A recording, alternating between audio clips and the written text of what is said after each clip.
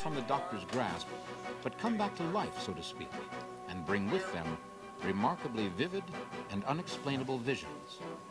Let's begin with some of the most recent and compelling events. In spite of heroic efforts, eventually even the best physicians are forced to just give up. But in this particular instance, the patient apparently didn't.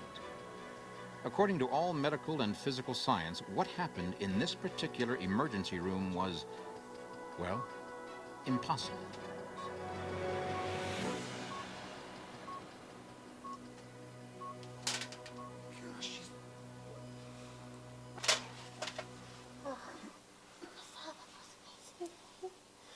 What? I saw the most amazing thing. The woman told the doctor she had left her body entirely while those in the room had been working to revive her. She felt herself being pulled up through several floors of the hospital until she found herself on the roof. She was enjoying the view of the skyline when she noticed something red out of the corner of her eye. It was, she said, a shoe. Everyone was extremely skeptical. After all, hadn't she been completely comatose? But when Dr. Raymond Moody, author of Life After Life, heard about it, he was more inclined to accept the woman's story. Dr. Moody has researched hundreds of these events. The near-death experience is a powerful statement of the reality of the afterlife. As resuscitation techniques improve, more and more people are having profoundly meaningful experiences when they return from the verge of death. They tell us that they find themselves out of their bodies and yet still functioning and alive. As a medical doctor, I began my clinical investigations of these experiences somewhat dubious, and then quickly realized that we can only ignore the evidence for so long. Inevitably, one of those present insisted on proving the woman's story. It seemed simple enough. Have someone go up to the roof and check. Eventually, the reality of what's happening begins to set in, and you become aware that the only way of accounting for the decisive commonalities in these experiences is to assume their validity.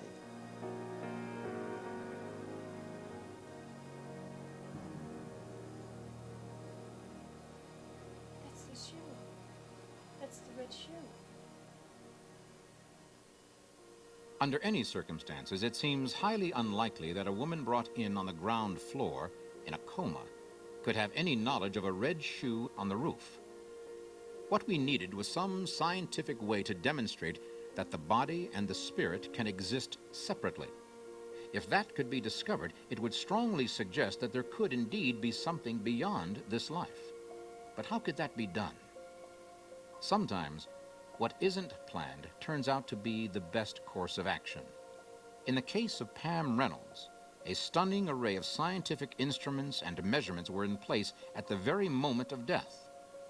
The results were astonishing. At age 35, Pam was diagnosed with a life-threatening brain aneurysm. Her only hope was a very unusual operation. In order to fix the problem and save her life, doctors would have to drain the blood out of Pam Reynolds' head. What's more, her body temperature would be lowered to 60 degrees, her heartbeat and breathing would stop completely, and her brain waves would be flattened. Doctors who perform this intense procedure have nicknamed it standstill, because for all intents and purposes, Pam Reynolds would be dead. Because what happened was so thoroughly unique and unexpected, Dr. Michael Sabom, a cardiologist and author of Light and Death, made an extensive evaluation of the Pam Reynolds experience. The process of death, scientifically, now is known to be a process and not a point in time. It starts with normal waking reality and ends up in irreversible death. During this process, the body dies at different rates. The problem we have as scientists and physicians is to determine when the brain is actually dead, i.e. when the person is actually dead. In the case of Pam Reynolds, one of the surgeon's main concerns was seizure activity, which could prove deadly during such a delicate procedure. To guard against this and other complications, Pam's brain and body were extensively instrumented and monitored, which makes what happened next even more intriguing. Pam told the doctors she left her body and became a spectator to what they were doing to her body. Later, she was able to describe people, procedures, and even medical instruments she could not possibly have seen. Pam Reynolds had a very deep near-death experience at the time that she had documented no brainwave activity, no brainstem activity, and actually the blood had been physically drained from her head at the time.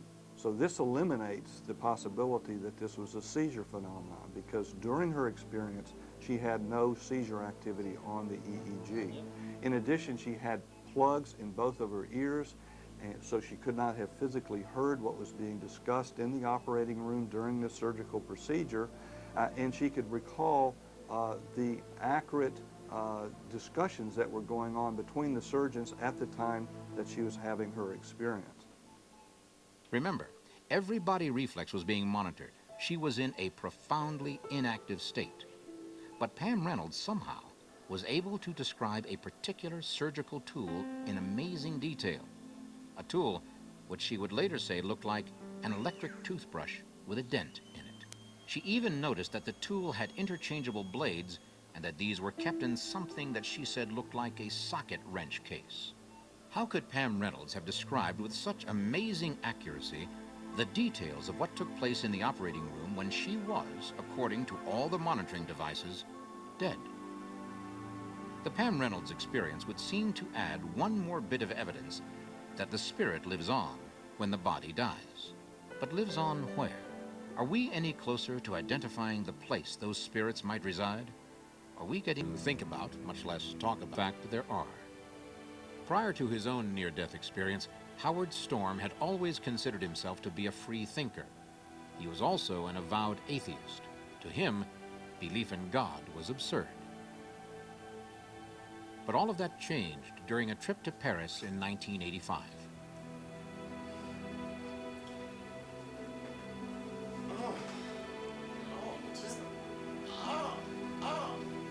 Honey, Howard?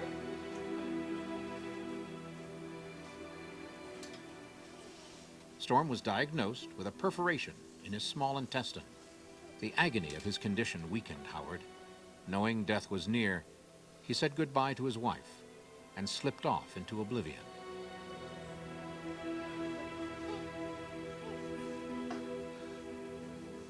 When I opened my eyes, I found myself standing next to the bed, and I thought, this is impossible, because just moments before I'd been dying. Then I saw Beverly, my wife, sitting in the chair opposite me on the other side of the bed, and I tried to talk to her, but she acted like she couldn't see me or hear me. No one could see me or hear me. And then I heard voices calling me from outside the room. These people outside the room were saying, hurry up, come with us. We've been waiting for you a long time. You've got to go now. And I thought they'd come to help me. I kept asking them who they were, but they just insisted that they had come for me, they had been waiting for me, and it was time to go with them. So I thought they were to take me to my operation, and I went with them. They started to push and pull at me, yelling and screaming at me, and I fought back as hard as I could. There were dozens of them, maybe hundreds, thousands. There's no way to tell in that darkness, swarming all over me. The more I fought, the more vicious they became. To my horror, I realized that they were tearing me apart, consuming me. All of them were laughing and taunting me, and the more they hurt me, the better they liked it. As I lay there on the ground in a fetal position, trying to protect myself from their kicks and their taunting, I heard a voice say, pray to God, and I thought, I don't believe in God. How can I pray? And a second time it said, pray to God, and a third time. And it came out all mixed up with the 23rd Psalm and the Pledge of Allegiance and the Lord's Prayer, just little bits of them that I could remember. But the people around me hated any mention of God, and they were screaming at me. And in my desperation, I yelled out into the darkness, Jesus, please save me. And with that, a tiny light appeared in the darkness and became very bright. It was the most brilliant, beautiful light that lifted me up and filled me with ecstasy. and I knew absolutely that this was the Jesus that I'd believed in as a child. He took me out of that horrible place that I now know was hell, and we began to approach heaven. With Jesus and the angels that he called over to us, we went over my life from its beginning to the end, and I was so ashamed of the things that I had done in my life. But the important thing is I knew that God loved me, and Jesus and the angels loved me, in spite of the things that I had done. And eventually they told me that I had to come back into this world, which was almost unbearable to me to be separated from them. But I knew that through their love for me and my love for them, that I would never be separated from God or the heavenly beings or Jesus again. Incredible as his experience was, Howard Storm is still today convinced it was real. He credits that single event for causing a complete turnaround in his life. But what of those whose experience is not as chilling as Howard Storm's? It's understandable how a brush with hell might change a person's life, but what happens to those who experience something entirely different? In one of the more famous near-death experiences, Dannion Brinkley also endured a life-altering encounter. Danny's experience is recounted in complete detail in his book, Saved by the Light, but the basic facts are these. Danny was talking to a friend on the phone in the bedroom of his home in Aiken, South Carolina. Look, I gotta go. No, I just don't like thunderstorms. Danny had never been comfortable during thunderstorms, and he was anxious to get off the phone and get away from anything electric.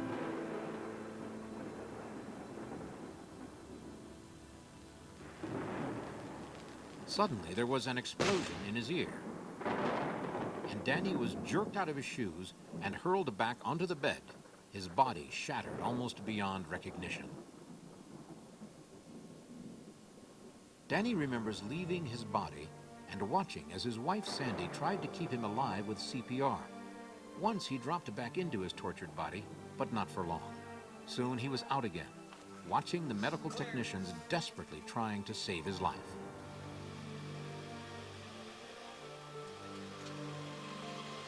As the ambulance began to pull away, Danny saw a number of amazing things. But let's have Danny describe the experience in his own words. There was a sound of chimes as the tunnel spiraled toward me and then around me. Then all of a sudden there was no Sandy crying. There were no paramedics working on me. There was no ambulance radio chatter. There was just me and the tunnel. I looked ahead into the darkness. There was a light up there. I began to move toward it quickly as possible. I was moving without legs at a high rate of speed. Ahead the light became brighter and brighter until it overtook the darkness and it left me standing in a paradise of brilliant light. It was the brightest light I'd ever seen, but it was soothing to my eyes. I looked to my right and could see a silver form appearing like a silhouette through a mist. As it approached, I began to feel a deep sense of love that encompassed all the meanings of that word. It was as though I was seeing a lover, a mother, a best friend, and multiples 1,000-fold. This being engulfed me, and as it did, I began to experience my whole life, feeling and seeing everything that had ever happened to me.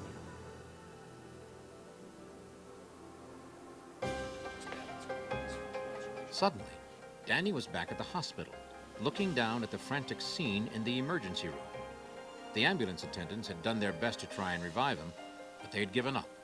Now he watched as the doctors, too, finally gave up, pulled the sheet up over his head, and pushed the gurney out into the hallway to wait for the attendants from the morgue.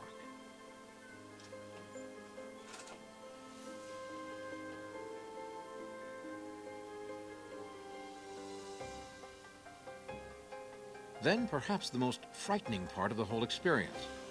Suddenly, he was back in his body, under the sheet, looking up at it with tortured eyes. Danny couldn't move or even make a noise, and the orderlies were coming to take him to the morgue.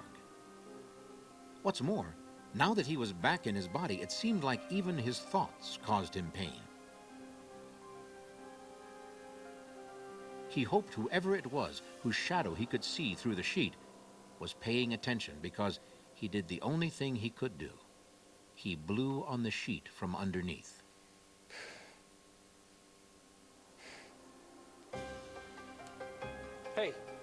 Hey, come here. He's alive. Look. The body Danny came back to was horribly damaged. It would be months before he could move his arms or stand, let alone walk. But the experience would bring about a profound change in his life. One of the most provocative points about the near-death experience is it begins to open up an understanding that there is a life after death. Not only is there a life after death, there is a system by which we leave this world to enter that one. And the more we study that, the greater the opportunity to lift the veil so that we know that there is not only this life, but a life after this one. From my personal experience, I know there's a life after death. Why? I've had 3 of these experiences, 1 death experience and 2 near-death experiences. Struck by lightning in 1975, declared clinically dead for 28 minutes. Collapsing of heart failure and having emergency open heart surgery in 1989. And then having to have emergency brain surgery in 1997. All complications from being struck by lightning. There is a life after death, a wondrous, glorious place that awaits us. The near-death experience begins to truly open the door where science and medicine can begin to look at life after death and if there is a heaven. But personally, after going through 3 of these experiences, I'd like to say this. If you don't believe there's a life after death, you're missing the greatest part of your own life. Taken his research to those least likely to be subject to cultural imagining, the children. One of my earliest encounters with this phenomena was when I met a little girl named Katie.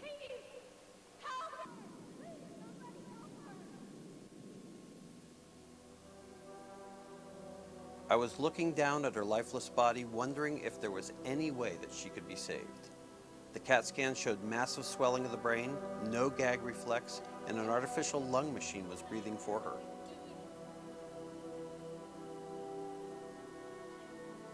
Then the family came in the room and asked if they could pray for her. I thought that they didn't understand that she was certain to die. They held hands around her bed and they began to pray. 3 days later, Katie made a full recovery. So not long after her remarkable recovery, she came to see me for a follow-up examination. She clearly remembered me resuscitating her. In fact, I was amazed at what she could remember. Katie stunned the doctor by identifying not only him, but a physician that had been working with him as well. She even knew which of them came into the room first. I remember very clearly that throughout her resuscitation, her eyes were closed. In fact, she was profoundly comatose the entire time that we were working on her.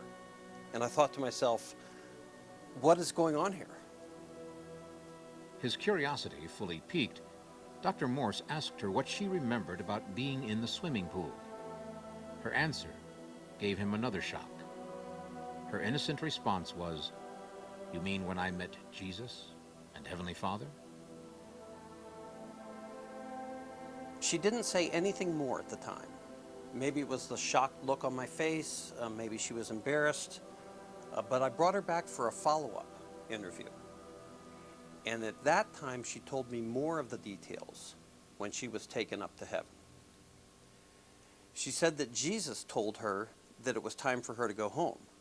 And she said, no, I want to stay here in heaven, and I'm having fun. And he then asked her, but don't you want to see your mother? And at that point, she returned to what we call consciousness. Did Katie actually get a little glimpse of heaven? Few would argue that children like Katie have the capacity to make up such unique and detailed stories. Does Katie's experience and the similar experiences of others like her bring us any closer to the truth in our search for heaven? Based on the testimony of those who say they have been there and come back, both heaven and hell are very real places. In the meantime, various sciences are testing the concept of life after death and the location of heaven against the theorems of quantum physics. While the most comprehensive and far-reaching of all modern studies states unequivocally that it can now be stated with certainty that life continues, the question remains. Continues where? So far, materialists and skeptics alike have been unable to provide a credible explanation for any of the recorded phenomena. And as science learns more about the universe and our place in it, the new evidence appears to be bringing us even closer to our elusive goal. Should this evidence be ignored? Can it be ignored? How we answer that question will have eternal consequences for all of us.